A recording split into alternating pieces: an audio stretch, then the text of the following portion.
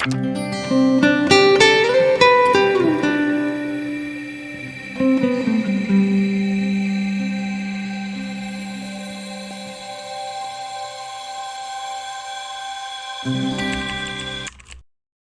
in, Spooks, and welcome to my 2025 Goodreads Deep Dive Challenge.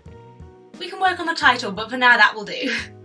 The reason for this challenge is I know what genres I like. I know what I usually gravitate towards, the horror, the sci-fi, the fantasy. And as it is wont to do, the internet also knows what I like.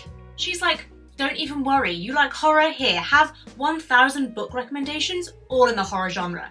And whilst I love her for that, sometimes I like to branch out a little bit. There was once a time that I was heavily into literary fiction. That was my jam, and now I'd say probably horror or historical fantasy is my jam.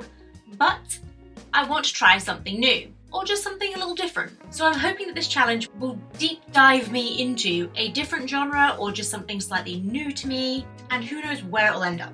Now the plan for this challenge is I'm going to take a book that I got as a gift for Christmas 2024, 3 months ago now when you're watching this, maybe 4 months ago, depending on when I edit. And this book has to be one that I didn't ask for, I didn't know I was getting, it wasn't on a wish list of any kind, maybe bonus points if I've never heard of it before. It is just a random book that somebody saw and thought, hey, Jess would like this book, I'm gonna buy it for her. With that in mind, for Christmas, my grandma gifted me The House of Doors by Tan Twan Eng, and I had never heard of this before, I'd never heard of the author before, I didn't know I was getting it, my grandma didn't warn me beforehand, she just gifted this to me on Christmas and said, read this.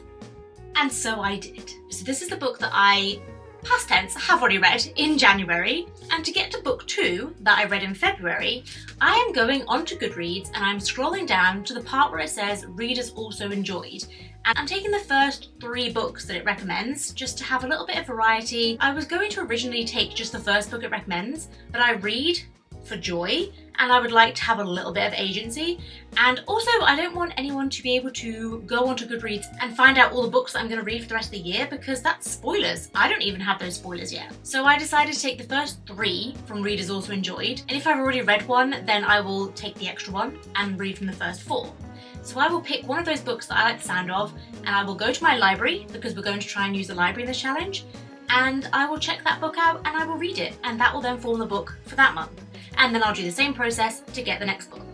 So by the end of the year, I should have read 12 books that I did not intend to read, was not expecting to read, maybe in a genre I don't usually read, and might find a new favourite.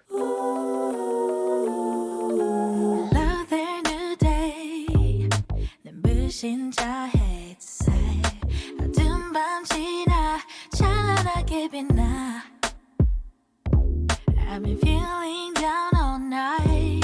You tell me it's alright, it's alright, alright, alright. So blue, shine the blue by that knows how deep it can be when you jump up.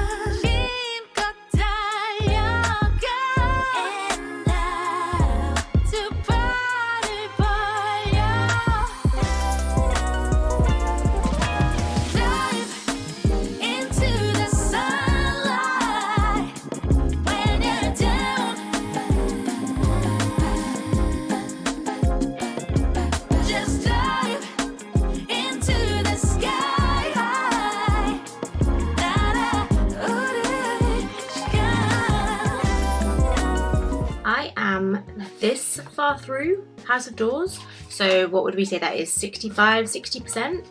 And my grandma warned me that this was a very slow start, but genuinely this has only now got interesting. If I wasn't reading this for a challenge, I probably would have DNF'd it. Well, no, because my grandma did say bear with it, and I have bared with it, bore with it. I have with it borne, and it is vaguely getting interesting now. I now kind of understand the title and it's beginning to make sense and get a little bit exciting and intriguing, because honestly up until this point it was a character study, which is fine if they are interesting characters, and maybe 2 of them are, but the rest are not. There's kind of a lot about infidelity, which I'm not interested in, and not that I'm not interested in it, like, I'm just not a fan of infidelity. I mean, reading about it, I don't think that was particularly done in an interesting way, but I mean, currently. But there are then, without spoilers, there are then, I think it does say on the back actually, it does say there is a connection to an English woman charged with murder. That part is interesting. I would like to see where that goes. So I'm hoping that there's going to be a turnaround towards the end, and it is going to be just a very slow start, just setting the pace, because I feel like I know the characters very well. So maybe that's what the book is doing. It's getting you to, I'm going to say care about the characters, even though I don't particularly, but it is getting to know the characters, which could be important, I guess. But yeah, so far, just a lot of, I'm not going to say no plot, just vibes, because there's also not a lot of vibes. I would class this as a literary fiction at present. I don't know if that's correct or not, but it's not flowery. I've tabbed a few things, but at present, I am not that invested. I would like to see what happens, and that's about it. Wish me luck.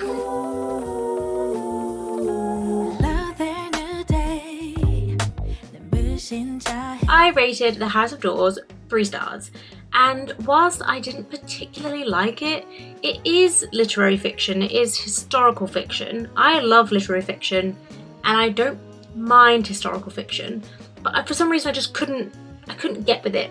I did like some of the characters, but found the plot to just not be that interesting. There was a lot of infidelity and commentary about relationships and all different kinds of love, but it just wasn't my kind of thing. Not badly written at all, it was written quite beautifully in fact. And let me segue perfectly into reading some of my favourite quotes, because there were several that I thought were beautiful or at least thought-provoking, like this one for example.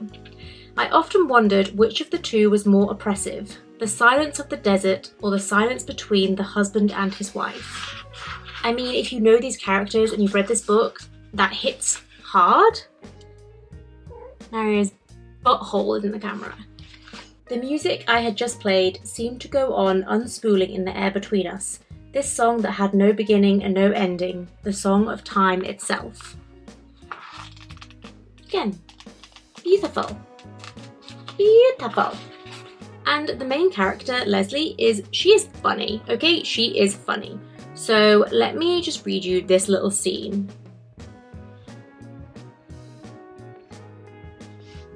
Are you kidding me, Mario? Maz.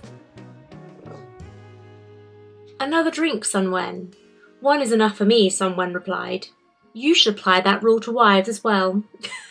Well, she's so sassy. I mean, she has a point. So the main character is reflecting on an affair she had, which was a love affair, and it was an affair, I'm not justifying her affair, but it was an affair she had after she found out her husband was also having an affair. So yeah, I guess they both just look the other way, but the person she was having an affair with passed away, and she had such complicated feelings over how she could grieve, because, as she says, and yet sometimes it grieved me that no one would ever know the joy he had given me, and the sorrow I had had to conceal from the eyes of those around me when I lost him. He had given me the strength to remain in my marriage, to endure it. I wanted to tell someone about us, to fill the void of his name, but I couldn't. And it's quite sad. It's quite sad, okay? I don't condone the cheating, but it's quite sad. I think this might be my favourite quote of the whole book. Okay? Okay, so we're quite near the end as well, which just, makes it hit harder. With time, I adjusted to my new life in Dawn Fontaine. People here didn't give two straws about who I was related to, which committees I sat on, or which wives of important men I had had tea with. After a while, I realised that I too no longer cared about these things. The skies were not crowded with dragons, but here I discovered the stars. What the fuck? Who said you could write something so beautiful? The skies were not crowded with dragons. Here I discovered the stars? Whoa. It was a complicated book with complicated feelings and complicated characters. It was very well written, the characters were very well written, they were fully developed, three-dimensional, all the good stuff you would want from a book. I just didn't vibe with it, it just wasn't my cup of tea. Alright? Alright. So a 3-star it will be. But let's find out what we're reading next. Okay, I'm frightened. So I'm going to go to Goodreads and I'm going to see readers also enjoyed and pick from the first 3. Unless I've read one of them. If I've read one of them, then we move on to the next one. You see what I mean? Let's just have a look. Okay, we read The House of Doors. You gonna click? Thank you so much. I don't know why it's being so slow today. Readers also enjoyed. I'm so nervous. The Casparina Tree. That is mentioned in the book. Old God's Time or Pearl by Sean Hughes. Sebastian Barry. Gosh. Okay. I can tell you that I don't wish to read any more information about these characters, so I'm going to avoid this one. No hate to W. Somerset Maugham, but no thank you. Old God's Time, let's see. A dazzling written novel exploring love, memory, grief, and long-buried secrets. Island, mystery, Irish literature, literary fiction. Okay. Let me look at Pearl. Pearl has a very cute cover. It has the kind of cover that I would be drawn to. A haunting debut novel inspired by the medieval poem of the same name. There's a poem? Marianne is 8 years old. What have we got? Literary fiction, audiobook, contemporary, Ireland. We're very Irish. Marianne is 8 years old and her mother goes missing, left behind with her baby brother. She clings to the fragmented memories of her mother's love. Okay, this sounds interesting.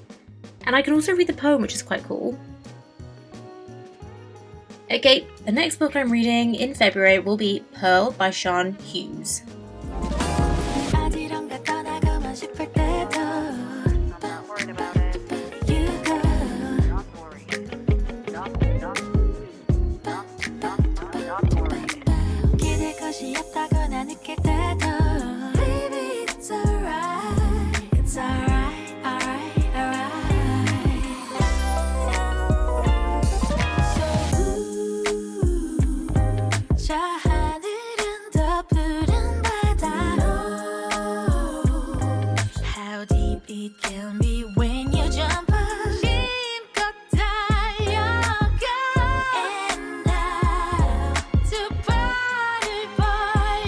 Several of the pages, people have underlined in pencil, so I guess you could rub it out, but this is a library book.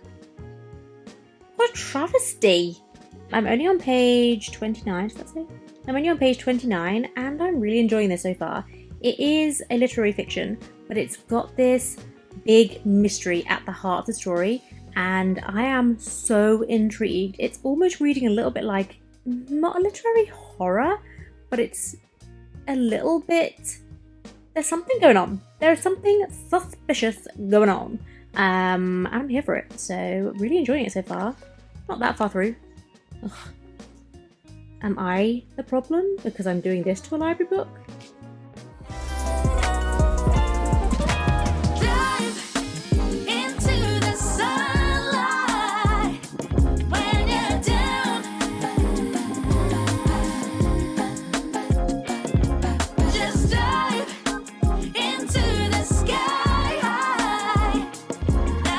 Just read this bit with me for a second. So, she said, snapping the bag shut again.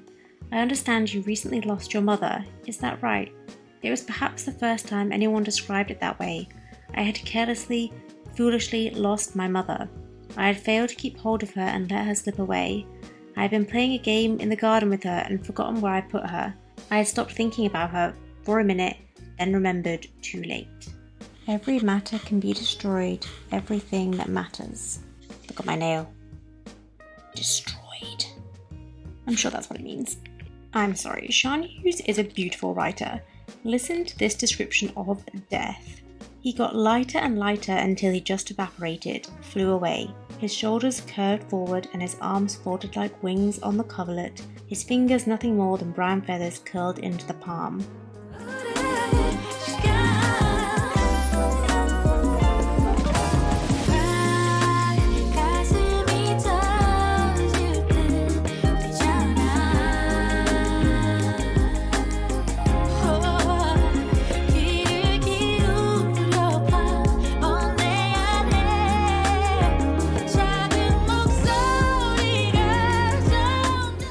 I'm currently double filming.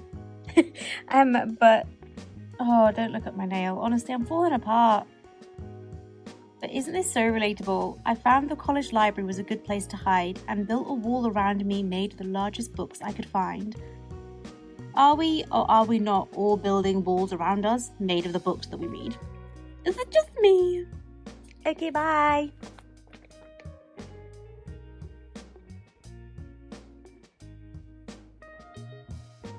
This book is a prime example of why I thought this deep dive challenge would be exciting, because I would not have picked this book up if it wasn't for this challenge. The genre is literary fiction, and whilst that really used to be my thing, I think around 2022, 2023, maybe beginning of 2023, I was heavily into literary fiction. It was my jam, and whilst it still is, it's not something that I actively seek out unless somebody recommends it to me, and I'm not seeing a lot of discourse about this on the interwebs, which isn't to say there isn't discourse about it. I'm just probably no longer on that side of the internet, if you know what I mean. I get a lot of recommendations now for fantasy, for horror, for sci-fi, because that's where I've naturally just progressed to. But then a little book like this comes along and rocks my world.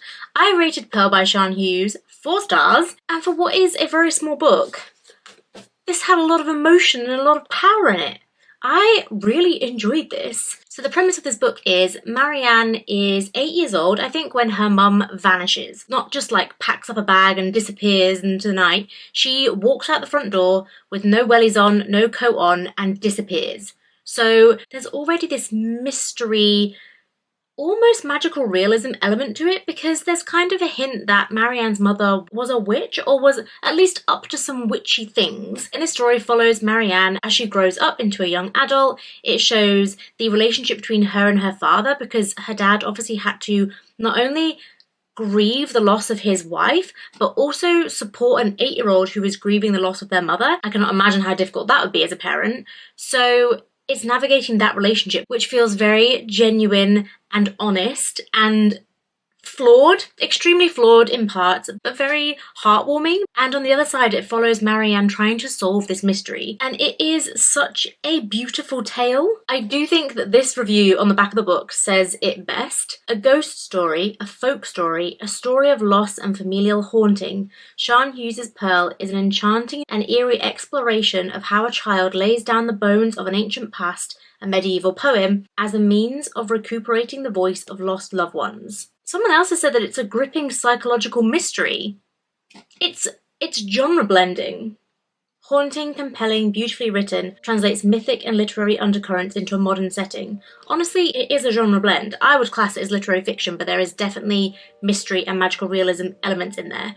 And I would absolutely recommend this one. This is, I don't know if you can tell, not a library copy, because when I was about halfway through, I was reading the library book and I bought this so I'd have my own copy, because I'll be recommending it and lending it to people. I feel like my grandma would like this. What's next? Okay, so I finished reading Pearl, and now I need to find out what the next book is that I'm reading. So Pearl by Sian Hughes, which by the way was great. Let's see the first 3 books on the list. For a second I thought this was it, and I was like, guys, Goodreads is broken. Readers also enjoyed The Guardians and Elegy, I don't know how to pronounce that word, by Sarah Manguso, Western Lane by Chetna Maru, or All the Little Bird Hearts by Victoria Lloyd Barlow. Let's see what these are about. First up, The Guardians, a something for a friend. Memoir, immediately I'm seeing memoir, non-fiction, death. None of those things appeal to me. None of those things. So I think that's probably immediately going to be a no. Let's see what Western Lane is about. Fiction, literary fiction, contemporary sports? A taut, enthralling first novel about grief, sisterhood, and a young athlete's struggle to transcend herself. I was going to say descend. Where are you going? 11-year-old Gopi has been playing squash since she was old enough to hold a racket. Immediately put off by that. All the Little Bird Hearts by Victoria Lloyd Barlow. Sunday. Oh, her name is Sunday. That's a cool name. Sunday lives with her 16-year-old daughter Dolly, same house she has lived in all her life. She does things differently from other people, but mostly it works. On her quiet days, she must eat only white food. What? For social situations, she has her etiquette handbook, don't we all? And for solace, her beloved treasury of Sicilian folklore. But there is one thing very much out of her control. Beautiful, headstrong Dolly who is on the cusp of leaving home. Fiction, literary fiction, autistic spectrum disorder. Ah, I see. That makes sense. Mental health, disability, contemporary. Okay, all these buzzwords I'm quite interested in reading. It's also only 297 pages. Okay, let's see if the library has it. I still need to return Pearl, so I can do that at the same time. Okay, it is available at Norwich Library. Someone currently has one of the copies, but there's another one available. So I'm just going to go get it. Mario. In that case, the next book that I am going to be reading is All the Little Bird Hearts by Victoria Lloyd Barlow. In my dreams, I'm never over you. Just trying to stay alive. No matter how I feel or what I do, yeah, I keep on wasting time. And I'm just here until there's something new. Although it feels so right, yeah. Guess it's nothing left for me to do. I am maybe, would we say that's 40% of the way through? You be the judge. Yeah, and I'm really enjoying it so far. I think it might be on track to be a 3.5/4 depending on what happens, because the story follows Sunday and her daughter Dolly, and they meet a very elusive neighbour next door. She moves in, or I think she's renting actually. She's called Vita. She moves in and she's like a whirlwind that takes over their lives. Sunday is I believe Sunday is autistic. She's very particular about the food she eats and her plans and her schedule, and she's always kind of keeping an eye on social cues and how to speak, when to speak, how to mirror other people's actions. And the story is told from her point of view, so it's very, very interesting to see things from her POV. Woven through this story, there is some mystery, because you're led to believe that Vita and Sunday are no longer friends. And I don't know why, because I'm only 40% through. So there is a mystery, and I think that the outcome of that mystery will determine what rating I give this book. Massively. So far, I enjoy the writing style. It's very simple because it's almost stream of consciousness, but the characters are very well written. They all have very distinctive personalities, which I love when authors can do that. I hate when there are so many characters and they all have the same personality. I am looking at you, the Atlas 6. I could not differentiate those 6 characters whatsoever. Anyway, we're not talking about Olivia Blake, we're talking about this. By the way, I've gone off on a tangent and I'm going to follow it through because my fairy loot, it's in a pile down here. My fairy loot arrived yesterday and it's an Olivia Blake book. And I am going to try it. I'm going to do a whole video where I read some subscription books and decide which one I like best. But Olivia Blake, are you kidding me, fairy loot? I swore I would not read another Olivia Blake, but here we are, going back on our promises. I'm gonna give it a go. But that's so irrelevant right now. I was just bitching about Atlas 6. I like these characters. I am so supportive of Sunday. I want her to only feel joy and peace. So if Vita does something to upset her, and that's why they're not friends anymore, we're gonna have to have words, Vita. But I'm interested to see what happens. Okay, bye.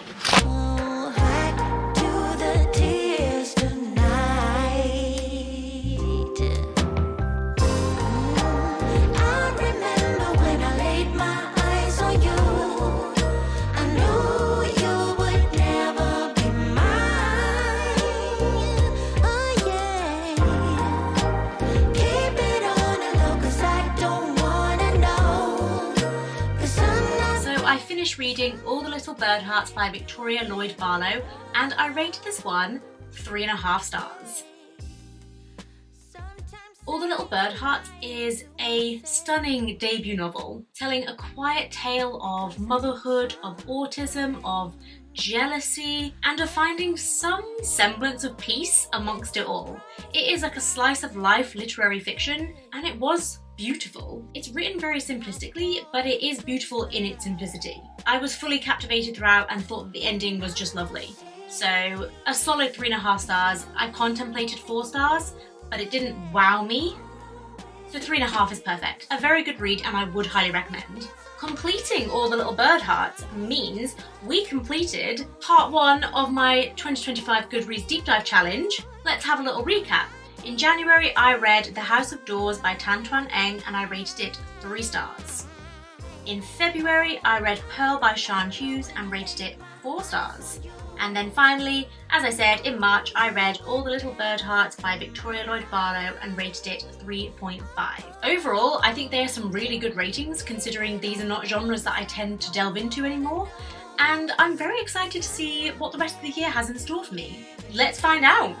Thank you so much for watching, and if you enjoyed today's video then please consider liking and subscribing. If not, and also if so, I'll catch you in a video very, very soon. Bye!